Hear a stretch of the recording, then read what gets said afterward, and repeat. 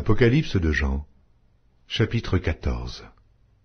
Je regardais, et voici, l'agneau se tenait sur la montagne de Sion, et avec lui 144 000 personnes, qui avaient son nom et le nom de son Père écrit sur leur front.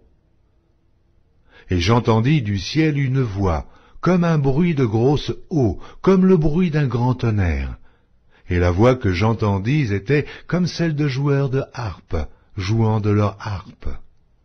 Et ils chantaient un cantique nouveau devant le trône, et devant les 4 êtres vivants et les vieillards. Et personne ne pouvait apprendre le cantique, si ce n'est les 144 000 qui avaient été rachetés de la terre.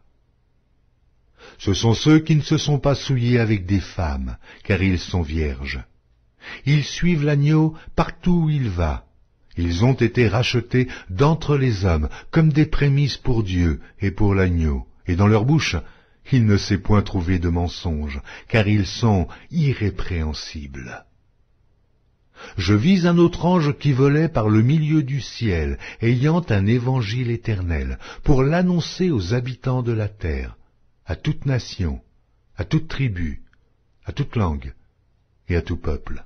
Il disait d'une voix forte, « Craignez Dieu, et donnez-lui gloire, car l'heure de son jugement est venue, et adorez celui qui a fait le ciel, et la terre, et la mer, et les sources d'eau. » Et un autre, un second ange, suivit en disant, « Elle est tombée, Babylone la grande, qui a abreuvé toutes les nations du vin de la fureur de son impudicité. » Et un autre, un troisième ange, les suivit, en disant d'une voix forte, « Si quelqu'un adore la bête et son image, et reçoit une marque sur son front ou sur sa main, il boira lui aussi du vin de la fureur de Dieu, versé sans mélange dans la coupe de sa colère.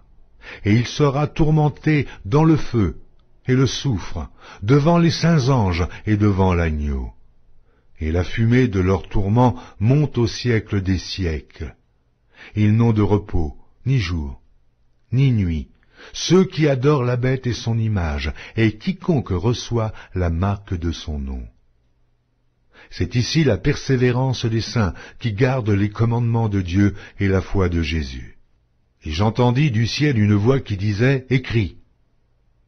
Heureux dès à présent les morts qui meurent dans le Seigneur. Oui, dit l'Esprit, afin qu'ils se reposent de leurs travaux, car leurs œuvres les suivent. » Je regardais, et voici, il y avait une nuée blanche. Et sur la nuée était assis quelqu'un qui ressemblait à un fils d'homme, ayant sur sa tête une couronne d'or, et dans sa main une faucille tranchante.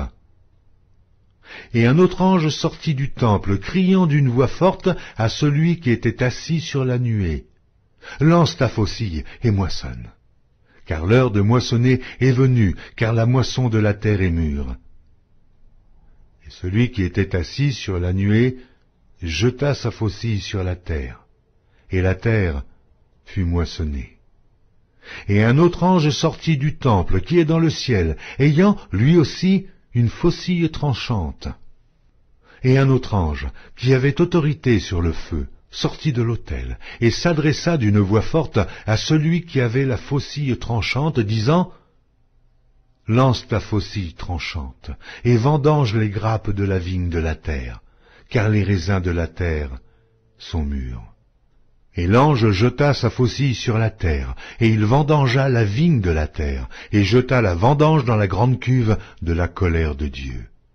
Et la cuve fut foulée hors de la ville, et du sang sortit de la cuve jusqu'aux morts des chevaux, sur une étendue de 1600 stades.